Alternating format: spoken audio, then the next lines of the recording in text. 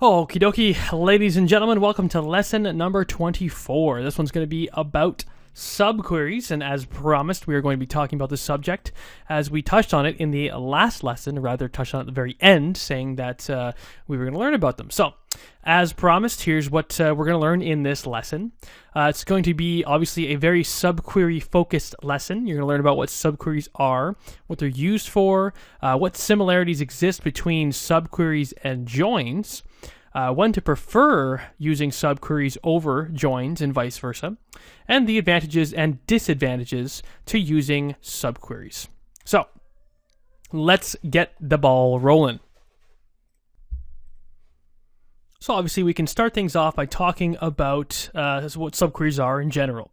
So a subquery is actually quite close to what it actually sounds like. It's just a query inside of another query, hence subquery. So what I mean by a query inside of another query is that it's one select statement inside of another select statement. So you sort of have like an embedded select statement thing going on here. So subqueries are identified by the use of the in keyword. Okay, whenever you see the in keyword anywhere in a select statement, you know that a subquery is being used. Another good way to identify that a subquery is being used is also not only having the in keyword, but also having two different select keywords being used within the same statement, right? The same select statement. Which by what I mean by that is two or more selects before the terminating character, which is the semicolon. Okay, that's another way to identify that there's a subquery going on. So an example here is, well, it goes like this. You can say select star from transactions table where bank account ID in, so there's that in keyword that I was talking about. So where bank account ID in, and then we have brackets and another select statement. Select bank account ID from bank account. Okay, so that's just an example of what one would look like, where you can see the in keyword as well as the two or the double select going on. That's a dead giveaway that there's a subquery going on. All right, so now let's continue to talk a little bit about why we would actually use subqueries, right? So subqueries are, well, before I get into it, this talk now is going to go obviously more in depth into subqueries. So I don't want you to just, take a look at that one example and say, oh my God, I'm lost. So don't worry, I'm going to continue to talk about what these are and how they work. So no worries. So anyway, subqueries are a somewhat natural way of writing queries without joins. Okay, and I'll say that again. Subqueries are a sort of natural way of writing queries without the use of joins. So as you can see here, we are indeed joining two tables together using this subquery, which is what we just saw in the last slide. We're joining without using the join keyword. Because if you look at what's going on here, we look at the actual subquery, the query within the other query. And what does this do? Select bank account ID from bank account. What does that do? That will give me a list of all the bank account IDs inside of the bank account table. In other words, it's going to list every single bank account ID there is. And then what is it going to do with it? Well, it's sort of joining it to the transactions table via the where clause. So it's going to say where bank account ID is in, and then we get our subset, our subquery, our subset of data, which is the bank account IDs. So you see here, we take our bank account IDs and we slap them together with the bank account IDs that exist inside of the transactions table, which is just another way of saying we are joining the two tables. So we're joining without using the word join. So this makes the overall a query a bit more human readable, because it sort of makes more sense when you sort of read it out. So give me all the information from transactions where the bank account ID is inside or exists inside of this list of bank account IDs, which is just a list of bank account IDs from the bank account table. Okay? So this is the main advantage to using subqueries, because they tend to be more human readable. And a special note here is that each individual subquery or each individual query within a subquery can be run on its own if you wanted to. So if we were to take this subquery, select bank account ID from bank account, and ran this all on its own, that would, compile, so to speak. That would actually pass the syntax check, and it would run, and it would give you real results. Okay, just like if you ran the select star from transactions on its own, of course that would run as well. But we combine the two by via the where clause and the in clause, and saying where bank account ID is in, and then you give it the actual sub data, if you will, from the bank account table. Okay, so subqueries are obviously similar to joins then. Subqueries and joins are practically synonymous in terms of their overall functionality. So they're not synonymous in terms of their syntax. They certainly are not alike in their syntax, but they're definitely alike in their overall functionality. Now, I say overall functionality because there are differences on how they actually carry out the operation, and I'll talk about that in a second, but the end result between the two is identical. So let's compare two functionally equivalent queries. Okay, first we can start with the subquery, which we've just been looking at, which is the select star from transactions, where bank account ID is in select bank account ID from bank account. Versus, this is how you would write out the exact same query using a join. Okay, so you just say select, and this is sort of a syntax that I don't think I've mentioned before, which is a shame. I should have mentioned this before. Shame on me. If you want to actually select just the columns from the transactions table, then you can use this terminology. You can say transactions dot star. So what that means is give me all of the columns within the transactions table. So transactions dot star means all the columns within the transactions table is what I want to select.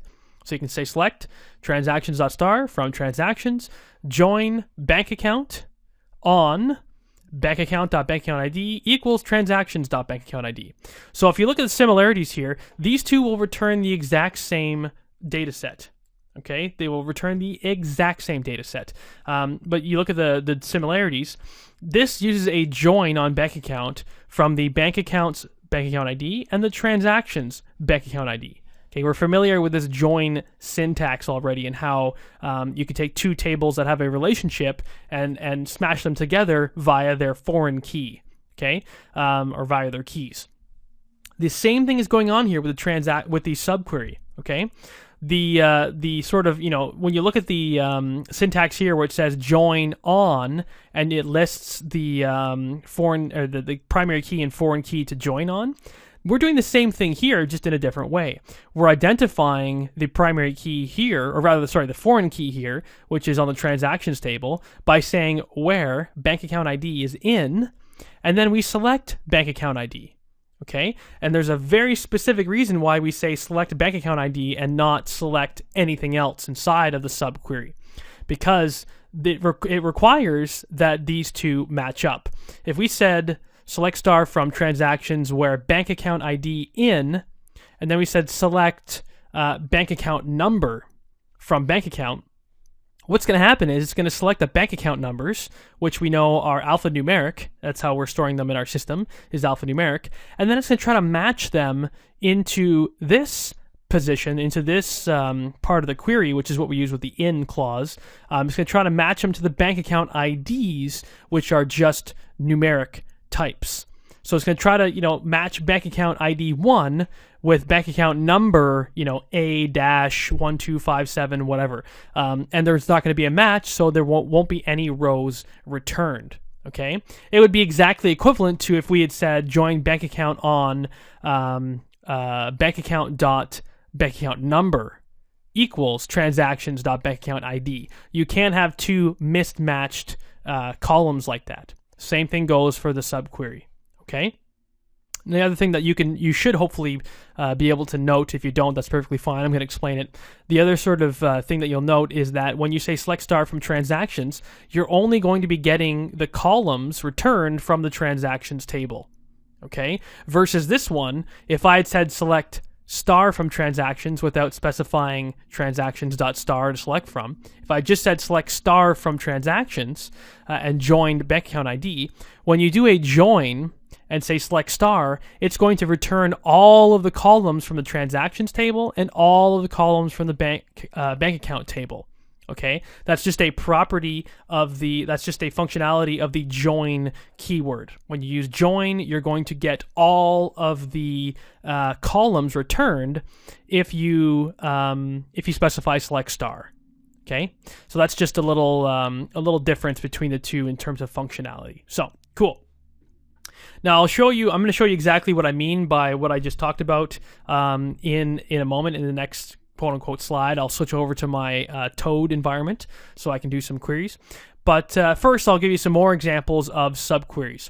So I like this. I found this on the interwebs, and I liked the way they illustrated this because I'm a very visual person. And they show you exactly how these subqueries work. Now, with subqueries, you don't have to do... Well, first let me explain the syntax. So here, they're selecting data from an employees table.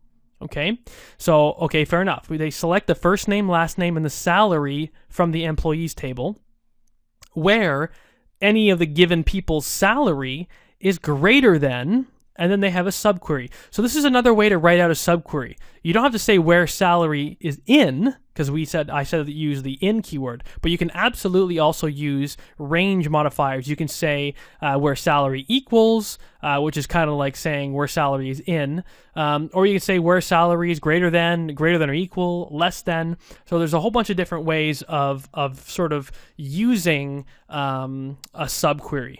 Okay, it's not just joining on the in clause, but you can actually use, like I said, these ranges. So here it says where salary is greater than, and then the most important thing is we open our brackets here. We need the brackets for the subquery to work properly. And they say select salary from employees, and then they even go even further to narrow down this subquery to say where last name equals Alexander.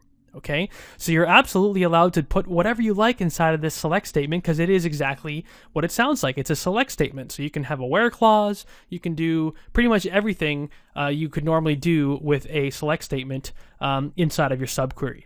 Okay, almost anything. I'm not sure if you can do a lot of grouping and whatnot because that might get, well, maybe you could. I've just never done it before, never seen it before, but who knows? That could be something that you can experiment with. Why not? So the most important thing to note here is that the column inside of, or just outside of the subquery, the column they're looking at is salary, and the column inside of the subquery is salary. So those matter. It's just like the join situation that I was talking about. You need to, quote unquote, join these two queries together based on the same column. Okay? And you'll see it down here as well, where salary is greater than, and they're implementing an aggregate function modifier, but it's still on the same salary column. So it's very important. You can't say where salary is greater than and then say select employee ID. Okay, well you could, but you need to have employee IDs greater than 9,000 or whatever it is that's going on. So you need to have apples to apples, oranges to oranges here going on. Otherwise, it's not going to give you results that you expect. Okay, and then lastly, they have the another select statement. They're getting employee ID, first name, last name, salary from the employees table, where the salary is greater than, and then they have the brackets again, which is important. But this time they're looking for the average salary from the employees table. Okay, and you see here they've illustrated what the average salary is, which is $6,461 and some odd cents. And over here we have the salary where the last name is Alexander is 9,000. Okay, that's the actual value. So essentially what they're saying in this query is give me all the people from the employees table who have a salary greater than Alexander, or rather anyone whose last name is Alexander. Okay, and what they're saying in this query is give me everyone from the employees table whose average or whose salary is greater than the average salary. Okay, because then you can sort of figure that out by looking at what the subqueries actually say. Because if you just identify what the subquery says first, what is it saying? It says select salary from employees where last name is equal to Alexander. So what this subquery is saying is give me Alexander's, or rather give me the employees with the last name Alexander's salaries. Give me those people's salaries. If there are more than one, then there you go. If there are not more than one, then so be it. In any case, give me all their salaries. and then compare them to all of the employees based on all of the employees' salaries. Okay, same thing here. Give me the average salary from all of my employees. This is going to just give me one value. Okay, and based on that one value, compare every single employee's salary to that one value. Okay, cool. So there you have it. Now I'm going to hit the pause button on this lesson because we've already gone on for a little while. Split this one up into two, and in the next lesson, so part 2 of lesson 24, let's dive into the actual real coding examples using the Toad environment and get into that nitty-gritty. And then we can sort of move on and talk a little bit about when you should really choose to implement subqueries. Sound good? Excellent. I'll see you in the next episode, and bye for now.